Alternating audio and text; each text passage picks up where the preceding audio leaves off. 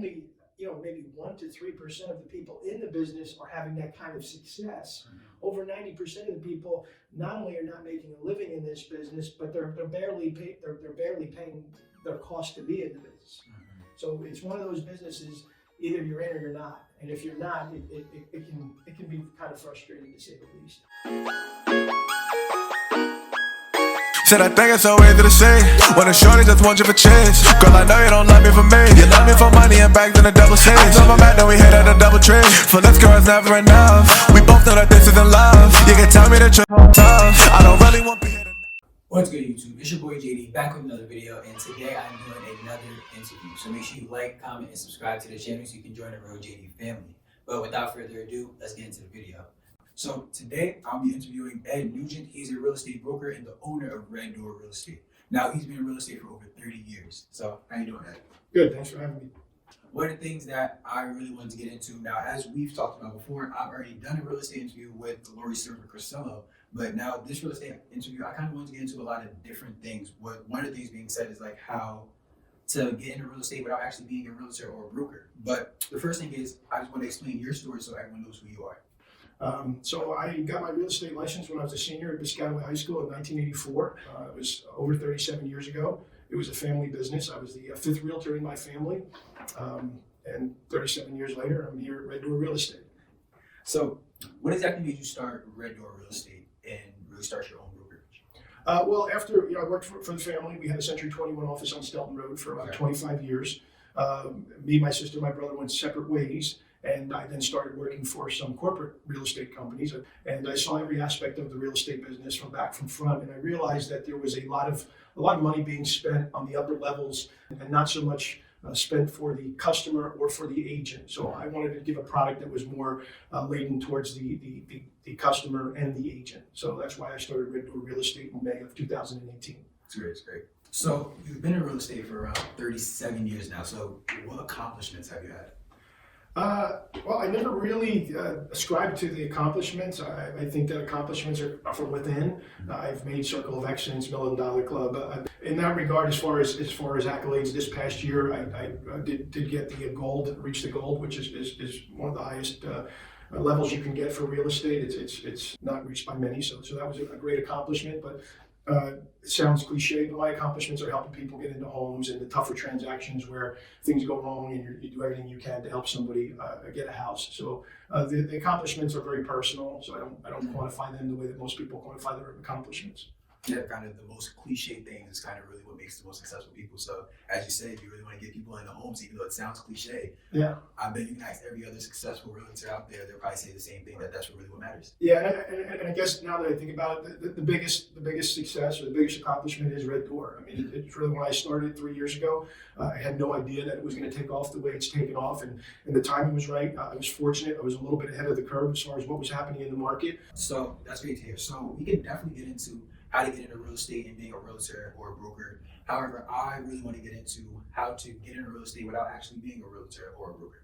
Okay, well, that's I'm kind of glad you said that, because I get approached all the time by people that want to get into real estate, and I have this thing I call the good, the bad, and the ugly about real estate, because like most things, when people are looking into anything, they tend to find the good.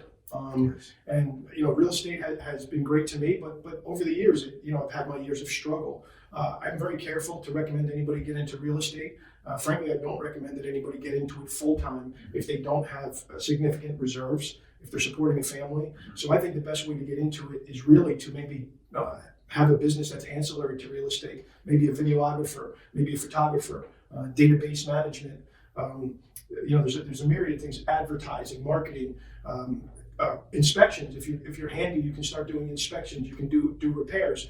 That will get you more familiar with the real estate transaction, what happens during the process. It will give you the relationships that you need, and then later on, if you decide that you want to get into real estate more full throttle, you can certainly get the license, early on, and kind of take an arm's length, view of the business while doing those other things. But you might decide that you want to create a business and be entrepreneurial in your own right, just like what you're doing. I think that what you're doing is fantastic, and I think that you're going to be widely successful whatever you choose, because you have that it factor where you're going to make your way, and that's really what you need to do in real estate more than anything else. Is not let somebody, nobody else is ever going to make you a great realtor. Exactly. You're going to have to do it yourself, and that's why I do think that there's a lot of opportunity for young people to support successful agents and brokers, because if you have a particular skill, you should be doing that skill as much as possible. My skill happens to be in sales and helping buyers and sellers, get contracts accepted and help sellers get the most from their property. So it makes sense for me to hire a professional photographer or hire people to do some of the ancillary things. Okay, great. So that's kind of what I kind of wanted to go back to. So as you just said, let's say, for example, a photographer. So if they want to get into real estate, what's kind of the path or the obstacles that they're kind of going to face to get there? Well, assuming that they're, good photographers and they understand their craft, they would contact, realtors or a realtor or a broker or a real estate company, and they would, ask if that person needed help. One of the things I might suggest, and I don't necessarily understand other people's businesses, but, even in my own business, when you're starting out, sometimes you work for nothing, or you give opportunities that you wouldn't normally give because you need some credibility. So you might approach a realtor and say, hey, listen, can I take some photos of your home? I know you have a photographer. I'm going to take them. I'm going to give them to you for free. And if you wouldn't mind, I'm going to use them and I'm going to promote your property. Most realtors, I personally would let someone do that as long as the owner gave me permission of that particular house. Or you could photograph that realtor in their environment and do promotional photos for that person to promote that person's business. So I think the secret to any of this is not thinking there's a one size fits all approach, and figuring out how to make it work for whatever customer you might have in front of you, and how to find and get that customer in front of you. That's great that you say that. I think that there's kind of like two kind of ways we can go with this. The first is being that you have to kind of find your niche and kind of find where you kind of fit. But then you also have to be productive and actually see someone that fits what you need, or you have to figure out what they need for them. Yeah, I couldn't agree more. The one word that I use to kind of explain how I run my business is organic, and I don't mean about the food I eat or anything like that. It's just organic. If it feels right, it's right. If I have to push too hard, or if I'm getting pushback on something, it doesn't feel right. And that's the difference in, say, my first 30 years of real estate, where I kind of tried to follow a script. I don't follow a script. I talk to people. I try to really find out how I can best help them without worrying about other things and trying to be a salesperson or a real estate person. How can I help you? And then I figure out how I can best help that person reach their real estate goals. I think that a lot of people kind of feel as though real estate is a off-end kind of industry, and it's kind of just like being an entrepreneur. It's just being like in any other business and owning any other business, that you have to feel comfortable in what you're doing, correct? Yeah, I think that's true. I think the one myth about it is that only maybe 1 to 3% of the people in the business are having that kind of success. Over 90% of the people not only are not making a living in this business, but they're barely paying their cost to be in the business. So it's one of those businesses, either you're in or you're not. And if you're not, it can be kind of frustrating, to say the least. So one thing you said there is that 1 to 3% of all people that get into real estate kind of won't be as successful. But I think that kind of goes to what we see online today. So kind of things like Instagram and TikTok, we see all these influencers kind of showing their success and the amount of money that they make without really showing the back end of it. So what's your take on that? Well, first of all, just to clarify success, everybody determines their own success. I believe the perception of success for a lot of the influencers is, financial success. So my 1 to 3% statement was based upon financial success. There's certainly people that are doing this, that are doing 2 or 3 deals a year, that have other jobs and sources of income that are happy with that, and that's well and good. And some of those are some of the best agents. However, there's this impression out there, or the view out there, that once you get your real estate license, you're just going to be rolling in it, and there's nothing further from the truth. The majority of agents spend more money in real estate than they make in real estate. So that's really what I was saying. And there's a lot of misinformation and disinformation in the career of real estate, as well as in the purchasing of real estate and the selling of real estate, because there's information put out by various sources, whether it be real estate companies, banks, and they get a buy-in from the community to support this information.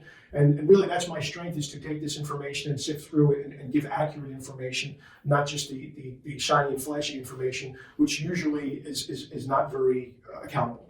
Yeah, I think that kind of with this pandemic, COVID-19, it's kind of awakened everyone's entrepreneurial spirit. But what comes with that, everyone's looking for a get-rich-quick scheme. And that's kind of what these influencers, now I'm not going to say all, but some are really showing, and they're kind of promoting that once you get into real estate, it's going to be super successful, and that's not anything true. As far as influencers, businesses, if you have no content behind your facade, then you're only as good as yesterday. So you need to know what you're talking about. You need to be good at something. And I think a lot of these people are great at shiny and flashy and great at putting messages out there, but messages don't pay the bills. It's actual sales that pay the bills. It's service that pays the bills. It's helping your client that pays the bills. Definitely, with anything, you have to provide a service. You have to provide value. So if you're not doing that, then you're not really doing anything. Yeah, I would agree. And again, what you're doing is really, I see you and your generation as really taking charge and changing the way that business is done and making it organic and much better than what we've had, say, the last 20 or 30 years, where it's all been kind of manufactured. Yeah, I totally agree with that. So I think that's pretty much it. I think we've kind of covered everything. I think one of the main things that we've covered is that real estate, as much as it is an industry, it's your own business, and you have to create value and find value. And even getting into real estate, not exactly being a broker or a realtor, is kind of harder said than done, but it's also easier too, in a way, right? Yeah, I think that's probably the appropriate message that I think I'd like people to get. I think you need to believe in yourself. You have to have confidence. You have to have a positive mental attitude. You have to trust yourself. You have to trust your gut. When you're making decisions, if it feels right, it's probably right. If it doesn't feel right, it's probably not. Yeah, that's totally very valuable to say, is that you can't just get into something just for just monetary gain, that you have to really feel for whatever you're doing. And that one of the things that we've talked about, even with the photography example that we gave, you may love photography, and that may just be your foot in the door for real estate. Yeah, sure. I've met people that got into real estate and ancillary business, and then through that introduction over the years, they got their license and they became successful at real estate as well. And they actually became very successful because they were able to combine those two professions, which I frankly don't have the ability to do. I have to hire somebody to take my pictures. Yeah, that's a great message to send out, that if you can provide value, then that will open the door for you in many other aspects of business and in life in general. Yeah, not to beat a dead horse, but your value proposition is everything. If you don't provide value, you got nothing. I agree. So that's pretty much it for the video. So if you enjoyed the video, make sure you like, comment, and subscribe to the channel. Join the Real JD family. Also, if you have any questions for Ed Nugent, please comment them down below, and I'll make sure he gets them and then he can answer them to the best of his ability. So that's pretty much it. I'm the Real JD, and I'm out here. It's great. Said I think it's so easy to say when a shorty just wants you for chase. Girl, I know you don't love me for me. You love me for money and back then a double six. On my back, then we hit at a double trick. Finesse girls never enough. We both know that this isn't love. You can tell me that you're tough. I don't really want